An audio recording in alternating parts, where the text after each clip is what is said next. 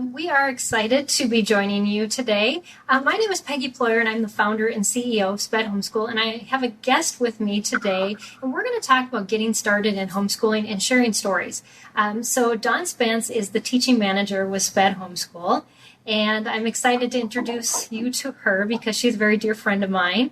And so she helps with setting up everything that you see on SPED Homeschool as far as the content that we produce. And so she just has a love for learning and a love for teaching. And I'm sure that'll come across in our interview today. So welcome, Dawn, and thank you for sharing your start to homeschooling with this Book Shark audience. Thanks, Peggy, for having me. And it's definitely a subject I have a lot of heart about. So it's something that I enjoy very much. So I'm glad to share our story. Yeah. So I'd like you to just get started by telling a little bit about you and your family, and then what made you consider homeschooling? We have a family of 5. We have a son that's 13, about to be 14, and we have twin daughters that are 11. Mm-hmm. And both my husband and I are public school teachers, and we were just going to take our kids and put them in public school with us when they got to the age. And that makes sense. My kids were going to come to school with me, and I taught special ed right before I had my daughters, and everything was going to go the way, we had planned. But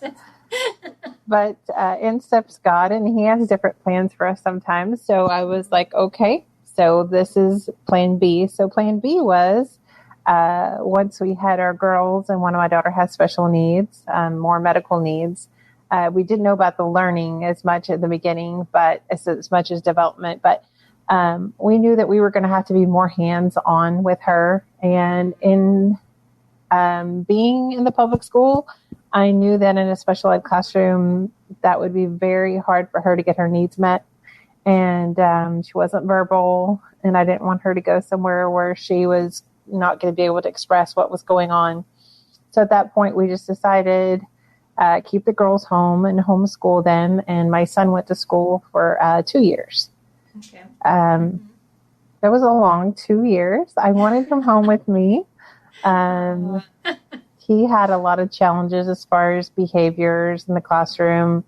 The police visited their classroom one time. He came home and he had cuts. He had scratches. He was getting in trouble for things he wasn't even doing. At that point, I was just like, we need to pray about this. And so we decided the next year he was going to be home with us. And it was interesting. I sat down with the principal who also homeschooled his children. So we had a big, long conversation about curriculum right there as I was withdrawing him from school. So and that was our journey, and it's been going on for 8 years. The first year I taught him, he was in 2nd, and he is in 8th year. He's in 8th grade, so I'll be having a high school freshman next year. Wow, that's exciting. A little stressful, but it's still exciting. Yes. Yes. It's a little different. I'm trying to plan for that ahead, and I'm so used to having everybody do certain things together. So yeah, just a little change, but thank goodness you have time for all that. Right, exactly. And that's good to point out to all new homeschoolers is you have time. You don't have to rush into it. And I know a lot of the articles that you've written on our website talk about that and just not rushing into it, because you make a lot of mistakes when you rush, and just taking your time and doing it right the first time and step by step, and don't have to do it all when you get started. So, exactly. So as far as, advice, a lot of people give you advice when you start homeschooling. What do you consider the best advice given to you when you started homeschooling? I would say is make sure that you know that your child learns in their own pace and their own time. And that, we're taught by public school here in Texas, we have something called the TEKS, and you're supposed to be at a certain level by a certain time. And, I think back to my my public school teaching. I always had those kids that weren't there, that needed that small group time, who who weren't on the same level. It just didn't mean that they couldn't do it. They just needed maybe more enrichment, maybe a more hands-on approach than the other kids. And so learning that as a homeschool mom, if your kid is not getting it, stop and think about, okay, so maybe they need it taught to them maybe through a visual video. Maybe I'm not explaining it, so go find a video. Or maybe they need a manipulative and I'm just not, so just realize that your kid, may not get it the way everybody else does and in the time that everybody else does, but that's okay. And the beauty of homeschooling is that you have that time. We do for mastery. I think that's a lot of the difference between homeschooling and public schooling is that when you're in public school, you have to rush through to get to a certain timeline by the end of the year. Right. With homeschooling, you set your timeline. If you need to school during the summer because you didn't get math done, that's okay. I mean, you need to do it to mastery so that you know that your child is ready to move on. Mm-hmm. Yeah, that's a really good point. Because I think the tendency is to bring that mentality of we've got to do one grade level in 1 year or with that 9-month span, and there's so much flexibility and to take advantage of that and not feel the pressure. We've got to do this grade level for this child because this is how old they are. Exactly. Yeah. And mix it up. If they're at a different grade level for a different subject, that's okay. Exactly. Yeah. Exactly. Because you meet them where they are and not by what society thinks they should be. Because, you think about all of us, we are gifted in some areas more than others. So maybe your English is like at a 12th grade level and you're only in 6th grade. Well, beautiful. Mm-hmm. Don't limit that child. But then don't punish them for not being as far in math. So it's a give and take. So that is the beauty of it. Yeah. There will always be those ups and downs and pluses and minuses, and to be mindful of that as a parent. Mm-hmm. And I think you and I have both learned through homeschooling our kids is that we learn to study our children and exactly. Find out what they need, and then we're almost the conduit of that, giving them what they need so that they can improve on their skills. Exactly. You can't force it. I know. It's probably you as I, that whole, can I get them caught up, is kind of makes you cringe. Yeah, caught up to what? Right. What you just brought up something that makes me, I think one of the most exciting things about homeschooling is that I know my kids' gifts and talents. Mm.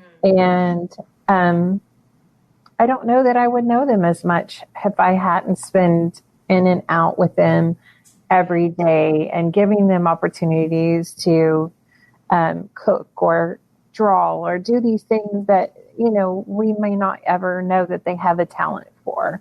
Right, because they're rushing them off to school, and then we're bringing them home, and we're doing homework, and then we're putting them in bed, and we're getting up in the morning and doing this, and they don't have that freedom to explore and learn those things that are outside the curriculum, which, we do have to embrace. Yes. Very important. So we all have challenges. Sometimes we have challenges, even after we've started homeschooling and we're in the middle of it. But what is one of the biggest challenges you faced? Either your child, your family, or you personally in your homeschooling journey? And how did you overcome that challenge? I think especially with my youngest daughter realizing that there was not going to be a curriculum was going to fit her needs, and that I needed to see where she was. And for a while there, I made my own things up because nothing I found met her needs. She needed a lot of sensory things. So we used a light table. We used kinetic sand. We used whatever it took to get her to be an active learner. Mm-hmm. I remember in the beginning, I was like, we're going to do a calendar and we're going to sit down and do circle time. And she screamed through the whole thing. Oh, no. And I'm like, why am I doing this? She's not ready for this. So I think the mindsets of what we think, this is the way it was. This is what I should do. Mm-hmm. and go, well, it's okay if it doesn't work. If I want to be outside to do hopscotch to teach, numbers, then you do that. You have to, and so in the beginning, I think what kept me behind was my teacher mentality of I knew the way that it should go. And, and it's like letting that teacher hat go away and let the creative homeschool mom hat come back on. Yes, creative. I think that's a really good word. And us that have struggling learners have to be all the more creative and resource-oriented and willing to change things up and not be so stuck to, to that curriculum where you just open it up and it's supposed to just magically happen. It normally does not. No, it doesn't just magically fall out of the pages and boom into your head. But, I think as parents, we go online and we look and we're like, oh, that, and giving yourself permission to if you don't like something, to change is a big thing too. Advice. Mm-hmm. There's so many parents that are new to homeschooling that a lot of the times if you call some of these curriculums, their offices and say, look, I just want to see if this is going to work for my child. Maybe they'll give you some, just some freebies so you can see, because you don't want to invest a bunch of money into something that's not going to work for your child. Right. Yeah. Yeah. And a lot of times I think what we get to, especially people in our community, get to a point where you find a curriculum that has the same kind of teaching mentality, but you really use that almost as a guide, not the bedrock truth about what you do every day, but it's kind of this framework that you teach from. Yeah. And then you just add in. And that's what's so exciting about the blogs that we have on our website, as well as the videos on our YouTube channel, that helps parents to figure out how to do that. And so I just encourage you to go there to look for those resources. So were there any homeschooling misconceptions? Yes, you talked about this teacher mentality you had, that you had to put aside to be effective. And then what advice do you have for parents if they struggle with letting go of school, of that, this is what we're supposed to do in school? I know I've heard a lot recently from a lot of parents is, how do I make my child sit for an hour and a half? And I'm thinking, you make them sit for an hour and a half? So how do we get ourselves out of that box that school is not, learning is not school? And that's not what we should be bringing into our homes. Yeah, and my kids do like structure. Mine, I notice when I get too loosey-goosey with them, it goes a little haywire. But and that's the whole thing, too. You have to look and see where your kids are. But I know when my kids were little, we would do a subject and we would go outside and play. And I'd set a timer and then we would come back. And then we would do that. Or we would go on nature walks and use that time to learn. Or we would sit down at the table and do a science project because that was going to learn 2 or 3 things. So just, I think the big part of it is you have to think about how do I learn best? Do I learn best sitting down? As a school teacher, they would tell us that, come sit, for a faculty meeting, and you would be sitting there for 2 hours and you know what? My brain shut down. Even after 30 minutes, I was like, can I be done here? How are kids? You're an adult. Yes. And I'm an adult and I should be able to handle myself. Well, we are human. We need to get up. We need to move. We need to be interactive. We need to, my son does science, and yes, sometimes science, there's going to be subjects where you're not going to be able to make it, whatever. So I got him the audiobook. And so just changing up things if your kids are having a hard time, like do your harder subjects in the morning, then have your lunch break, and then do some easier stuff in the afternoon if that helps to break up your day. Maybe your younger kid needs a book read to them and your older one is getting a little antsy. Go have them sit on the couch and read together. So it doesn't have to look like the traditional, which is kind of funny. Like before my son left public school, they were giving all these kids little fidget things. And okay, why were they giving them fidget things? Because good point. We're not meant to sit for hours and hours and hours. We're meant to get up and move. And, we used to do brain gym in my classroom. And so everybody's been sitting for a long time, get up and do some jumping jacks, because we know that if we cross over and we have activity and we cross over midline, we're engaging all parts of our brains. The more that we move and we get things going, that the more we're gonna learn things. Yeah. And there's so many studies that show that if you just get a kid active, how much their brain is then able to absorb more than if you just force them to sit there and you keep going. So that's great advice. And I know there's a lot of good resources out there for parents, and you can just search ways to get active or brain gym type activities.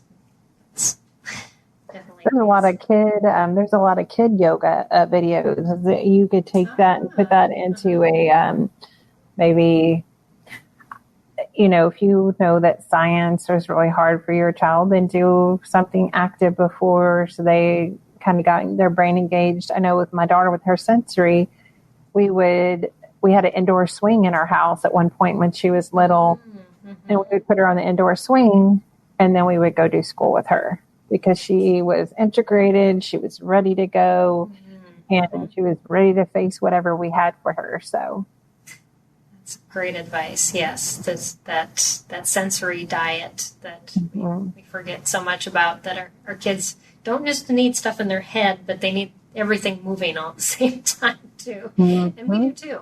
So, So this is the thing that Dawn is so good at. I'm going to ask you to just give us your top things, the things that you use to schedule, organize, and teaching techniques in your homeschool that you have found work well for your family, which I know they might work for other families, but this is something that Dawn writes about a lot, and she has so many great ideas. So why don't you share with us your top ones? For my two older kids who are self-starters, they don't always want to self-start, but can they self-start? Yes, they can. I do a clipboard for them. It has each of their subjects and what their responsibilities are for the week. And, I've told my kids, if you want to do all your math on Monday, as long as by the end of the week you have all those things completed, I'm good with that.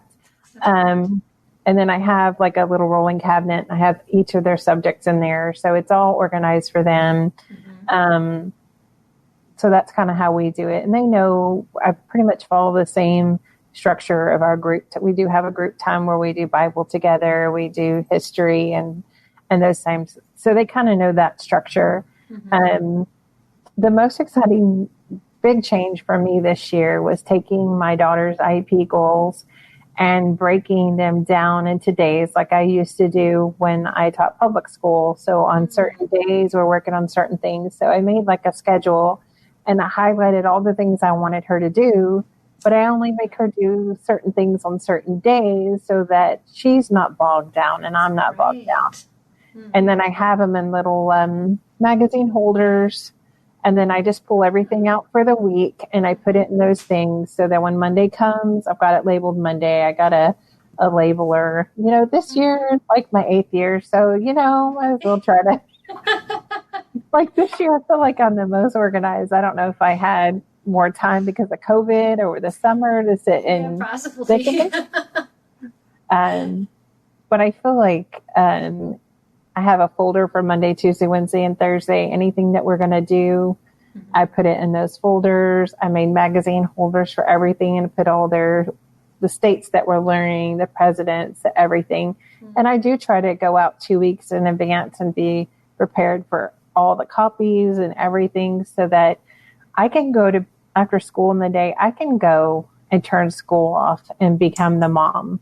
And I don't have to sit out and and keep doing school because you will get burnt out. I remember in the beginning, I was doing school 24/7 and I was crying. They were crying. Nobody was happy. And so learning how to, okay, that part's over. You've got all of our checklists done. You can go to your room and read or, play a game or, Right. And that's the other thing. Games are a great way of learning. If your child is struggling with, like remembering things, play memory. Memory is so great to get that executive function going, and it'll carry over to their other subjects as well. Cards are a fun way to learn your numbers if your kid's struggling. Play deck of cards. And you can take that anywhere you go. Right. Yes. Yeah. We had Uno was our staple for a long time. Yes. Uno and Uno they make with like unicorn Uno and minion Uno. So if your kiddo is very intrigued about a certain thing, go to Amazon.com. You can buy them just about with any subject. Wow, I didn't know that. That's something new. Yes, we have unicorn Uno in our house. Okay. Well, yeah, anything you can do to spark interest and fun, but I love that suggestion about being organized and giving yourself that time to be mom instead of just teacher, because I think we go overboard and we think that, now my whole child's future depends on me and I've got to make this school happen, where the problem is the majority of who your child needs you to be is mom, not teacher.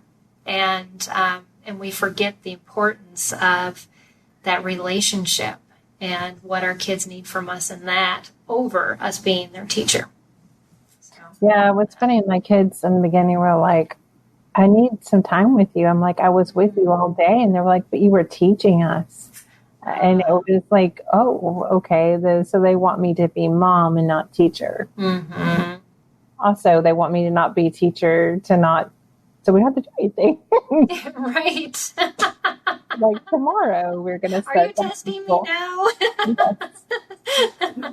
A great advice that I got from another homeschooling mom that was very seasoned. And that's one thing I would encourage new moms do is go look and don't go to the ones that are pulling their hair out that are about to quit. Right.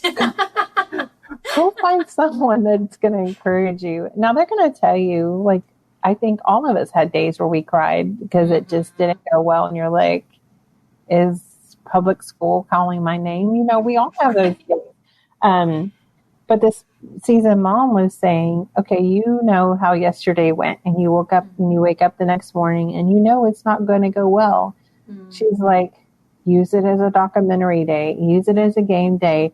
And as long as you're the one that made that choice, then you're still guiding them. She's like, just don't let them rule how your school's going to go, which I thought was great advice because you still have to be in the place where I know a lot of moms say, well, I don't know how you homeschool. My kids would never listen to me. But they listen to you to go to bed. They listen to you to do other things. So it's just how you frame it. Yes, that's so true. And yes, and you kind of fall into that mode. I don't know how many years it took your kids, but my kids at some point woke up and said, well, school is what we do. It's just, that's what we do during the weekdays when dad's at work, we do school. And, but it takes a while. You have to develop that habit and be consistent. And that's the hard part. Yes. I think we usually take off when David, my husband's home over the holidays. So we've been off for 2 weeks. So tomorrow is all about reminding myself that we will have to have grace, because it's starting back and everybody, well, I remember as a public school teacher, you'd go back and you'd be like, oh, the kids have been home for 2 weeks. I've been home for 2 weeks. And so start it easy, start it light. I don't always remember to do that. Somebody gave great advice the other day that maybe start one subject or, do some of their schoolwork with them that you normally wouldn't do, just kind of help them ease back into it. That's good advice. Yeah. Yeah. And even for getting started, that's a great thing to do is don't just give that subject to them, be with them and walk through those steps, especially if it's new, and be able to answer those questions and sort it out. I know a lot of times I'm confused when we look at new curriculum. And so instead of just throwing them to the wolves and saying, we'll figure it out, let's figure this out together. It's kind of like you approach it as a team. Yes. And that makes it easier. So I want to just touch on, before we wrap up, you had mentioned earlier about your daughter's IEP goals. And I want to let everybody know that's watching is that something that we help parents with a free template and a guide on our website is how to write a homeschool IEP. But can you just give us a summary of the advantages of doing that and why you do it for your daughter? One thing that I think that we all forget is how far our kids come. Even with my daughter, she was nonverbal for so long, and we've been doing therapy since she's been little. And sometimes you forget that the strides and how they've grown, but it also helps you to see what is the next step. Sometimes, learning happens in steps, and a lot of times it's when they're ready for it. And sometimes we want to rush into the concrete learning before we need to finish up with the concrete learning before we go into the abstract. So breaking down big goals into little pieces helps you make sure that you're meeting all the parts that make it concrete for them before they have to get to the point where everything's abstract and they have to know these concepts that maybe they don't understand. I use it a lot to work with my therapist as well. We do a really good job of collaborating on figuring out what my daughter's needs are so that we can figure out what is this next step? What should we be challenging? Right. And because sometimes it gets complacent. We think, my child's doing okay because they're doing the best they can. And I think sometimes we have to challenge them because they will come up to where we want them to be instead of just letting them, I think as long as the kids are learning and they haven't plateaued, you should just keep pushing. And I think those IEPs help you to keep pushing yourself. And this year I'm doing something new that I haven't done is I'm do some quarterly reports. And I did that. And I do reading records when she reads. And so I can kind of see where she's struggling. And I made some games off of those. So IEP goals and data help you know where your child is struggling and what you can do the next step to help them. So I made a lot of new games that we'll start some tomorrow. And then it showed me how far, are we going towards our goal? Do I need to change something up? Do I need to do something differently? And plus makes me see all the great stuff she's doing and get excited that knowing she's doing great, she's learning. Right. Yeah. That's great to point out. Because that's a big question a lot of parents ask us when they see that on our website, that we have a template and a guide. They're like, well, why would I do that? Why, that's just a bunch more paperwork for me. But you really broke it down concisely, and I love that, is that otherwise we look at an issue our child's having and we either say they're not working hard enough or the curriculum is bad, all of it, let's throw it all out. And yet, if you can get down and collect that data, you can see much more of what is really happening. And but it takes some study and some taking apart. Well, I think it helps you develop patterns too. Like, see, there are some patterns. Maybe your child has dyslexia, and you, on top of having another issue, but if you don't have that data to look at it and say, oh, they always get these letters, no matter if it's a Monday or a Thursday, they're always not there. So it helps you see your patterns and figure out things that maybe you're not seeing. Right. That's a good point. Yeah.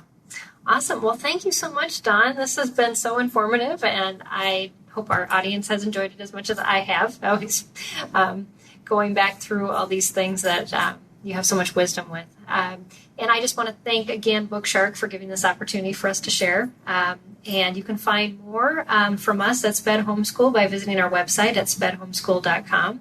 And like I said, we have tons of resources there. And so thank you, Dawn, for sharing. Thank you for having me.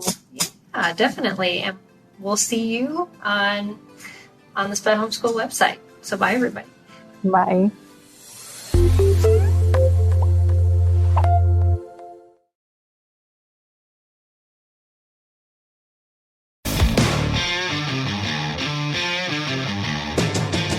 Hi, I'm Zach. And I'm Randy. And we're from Salty Saints Podcast. We're a theology and apologetics podcast. We hope to better equip you to be salt and light for your community. We hope that we can help you to go out and be a reflection of Jesus Christ to those around you, to your friends and your family, and especially to those that do not know Christ. To find out more, subscribe at lifeaudio.com.